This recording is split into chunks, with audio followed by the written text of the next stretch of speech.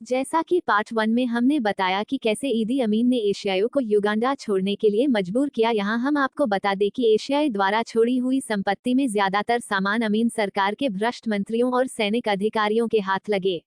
आम लोगों को इसका बहुत कम हिस्सा मिल पाया। वो लोग इस तरह हथियाई हुई संपत्ति को कोड भाषा में बांग्लादेश कहते थे। उस जमाने में ही बांग्लादेश नया नया आजाद हुआ था। सैनिक अधिकारियों को अक्सर ये कहते सुना जाता था कि उनके पास इतने बांग्लादेश हैं। जॉर्ज एवान स्मिथ अपनी किताब गोस्ट ऑफ कंपाला में लिखते हैं, अमीन ने एशियाइयों की ज्यादातर दुकानें और होटल अपने सैनिकों को दे दिए। इस तरह के वीडियो मौजूद हैं जिसमें अमीन अपने सैनिक अधिकारियों के साथ चल रहे हैं। उनके साथ हाथ में नोटबुक लिए एक सैनिक अधिकारी भी चल रहा है और अमीन उसे आदेश दे रहे हैं कि फलां दुकान को फलां ब्रिगेडियर को दे दिया जाए और फलां होटल फलां ब्रिगेडियर को सौंप दिया जाए। निरंजन देसाई लिखते हैं, इन अधिकारियों को अपना घर तक चलाने की भी तमीज नहीं थी। वो मुफ्त में मिली दुकानों को क्या चला पाते। वो एक जनजातीय प्रथा का पालन करते हुए अपने कुनबे के लोगों को आमंत्रित करते और उनसे कहते कि वो जो चाहें वो चीज यहाँ से ले जा सकते हैं। उनको इस बात का कोई अंदाजा नहीं था कि कहां से नई चीजें खरीदी जाएं और इन चीजों का क्या दाम वसूला जाए। नतीजा ये हुआ कि कुछ ही दिनों में पूरी अर्थव्यवस्था धरातल पर पहुंच गई। अमीन की क्रूरता और बर्बरता। इस पूरी घटना से अमीन की छवि पूरी दुनिया में एक नीमसंखी शासक के रूप में फैल गई। उनकी क्रूरता की और कहानियां भी पूरी दुनिया को पता चलने लगी।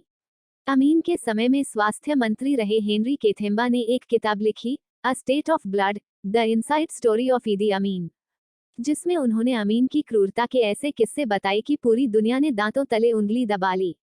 केथेम्बा ने लिखा, अमीन ने अपने दुश्मनों को न सिर्फ मारा बल्कि उनके मरने के बाद उनके शवों के साथ भी बर्बरतापूर्ण व्यवहार किया। युगांडा के मेडिकल समुदाय के बीच ये बात आम थी कि मुर्दाघर में रखे बहुत से शवों के साथ छेड़छाड़ की गई थी और उनके गुर्दे, लिवर, नाक, होंठ और गुप्तांग गायब मिलते थे।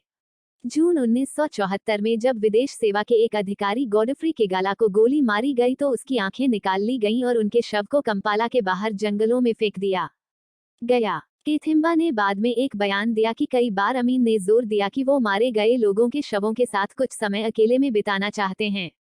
जब मार्च 1974 में कार्यवाहक सेनाध्यक्ष ब्रिगेडियर चार्ल्स अरूबे की हत्या हुई तो अमीन उनके शव को देखने मुलागो अस्पताल के मुर्दाघर में आए। उन्होंने उप चिकित्सा अधीक्षक केवावा बाय से कहा कि वो उन्हें शव के साथ अकेला छोड़ दें।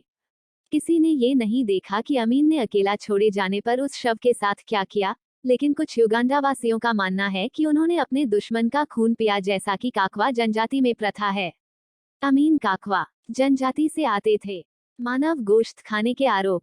केथेम्बा लिखते हैं, कई बार राष्ट्रपति और दूसरे लोगों के सामने शेखी बघारी थी कि उन्होंने मानव का गोश्त खाया है।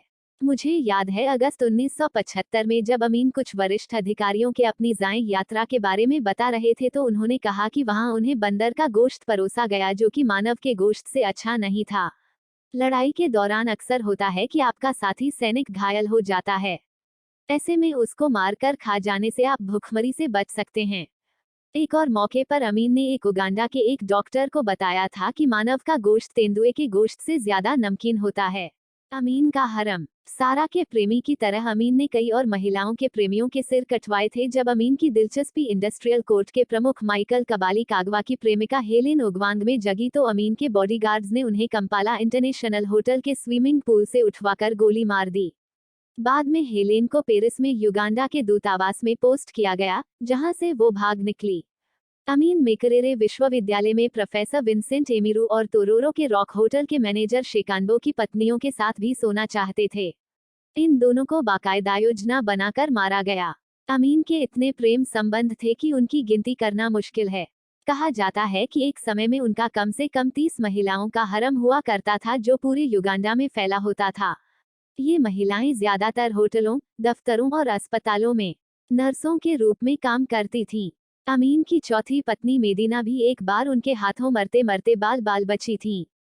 हुआ ये कि फरवरी 1975 में अमीन की कार पर कंपाला के पास गोलीबारी की गई। अमीन को शक हो गया कि मेदिना ने हत्या की कोशिश करने वालों को कार के बारे में जानकारी दी थी। अमीन ने मेदिना को इस बुरी तरह से पीटा कि उनकी खुद की कलाई टूट गई। रेफ्रिजरेटर में मानव का कटा हुआ सिर। अमीन के एक पुराने नौकर मोज़ेज़ अलोगा ने कीनिया भाग आने के बाद एक ऐसी कहानी सुनाई थी जिस पर आज के युग में विश्वास करना मुश्किल है। अमीन के समय में युगांडा में भारत के उच्चायुक्त रहे मदनजीत सिंह ने अपनी किताब कल्चर ऑफ द सेपलकरे में लिखा है, अलोगा ने बताया, अमीन के पुराने घर कमांड पोस्ट में एक कमरा हमेशा बंद रहता था, सिर्फ मुझे ही उसके अंदर घुसने की इजाजत थी और वो भी उसे साफ करने के लिए। अमीन की पांचवी बीबी सारा क्योलाबा को इस कमरे के बारे में जानने की बहुत उत्सुकता थी। उन्होंने मुझसे उस कमरे को खोलने के लिए कहा। मैं थोड़ा झिझका क्योंकि अमीन ने मुझे आदेश दिए थे कि उस कमरे में किसी को घुसने नहीं दिया जाए। लेकिन जब सारा ने बहुत जोर दिया और मुझे कुछ पैसे भी दिए तो मैंने उस कमरे की चाबी उन्हें सौंप दी। कमरे के अंदर 2 रेफ्रिजरेटर रखे हुए थे। जब उन्होंने एक रेफ्रिजरेटर को खोला तो वो चिल्लाकर बेहोश हो गईं।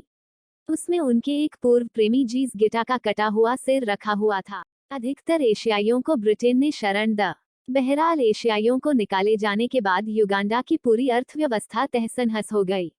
निरंजन देसाई बताते हैं, चीजों की इतनी कमी हो गई जिनकी आप कल्पना भी नहीं कर सकते। होटलों में किसी दिन मक्खन गायब हो जाता तो किसी दिन ब्राड कंपाला के कई रेस्तरां अपने मेन्यू कार्ड की इस तरह हिफाजत करने लगे जैसे वो कोई सोने की चीज हो। वजह थी कि शहर के प्रिंटिंग उद्योग पर एशियाइयों का एकाधिकार था। निकाले गए 60,000 लोगों में से 29,000 लोगों को ब्रिटेन ने शरण दी। 11,000 लोग भारत आए। 5,000 लोग कनाडा गए और बाकी लोगों ने दुनिया के अलग अलग देशों में पनाह ली।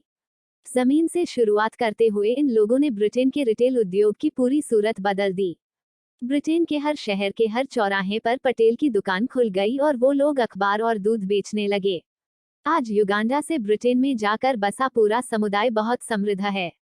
ब्रिटेन में इस बात के उदाहरण दिए जाते हैं कि किस तरह बाहर से आए पूरे समुदाय ने न सिर्फ अपने आप को ब्रिटेन की संस्कृति में ढाला बल्कि उसके आर्थिक उत्थान में भी महत्वपूर्ण योगदान दिया। भारत सरकार के रवैये पर सवाल। इस त्रासदी पर सबसे आश्चर्यजनक और ढुलमुल रवैया था भारत सरकार का। उन्होंने इसे युगांडा के आंतरिक मामले की तरह लिया और अमीन प्रशासन के खिलाफ विश्व जनमत बनाने की कोई कोशिश नहीं की। नतीजा ये रहा कि लंबे समय तक पूर्वी अफ्रीका में रहने वाला भारतीय समुदाय भारत से दूर चला गया और ये समझता रहा कि उनके मुश्किल समय में उनके अपने देश ने उनका साथ नहीं दिया। ईदी अमीन 8 वर्ष तक सत्ता में रहने के बाद उसी अड़ंग से सत्ता से हटाए गए जैसे उन्होंने सत्ता पर कब्जा किया था। उनको पहले लीबिया और फिर सऊदी अरब ने अपने यहाँ शरण दी जहाँ 2003 में 78 वर्ष की आयु में उनका निधन हो गया। ऐसा क्या हुआ कि तानाशाह को 27 साल बाद नसीब हुई कब्र?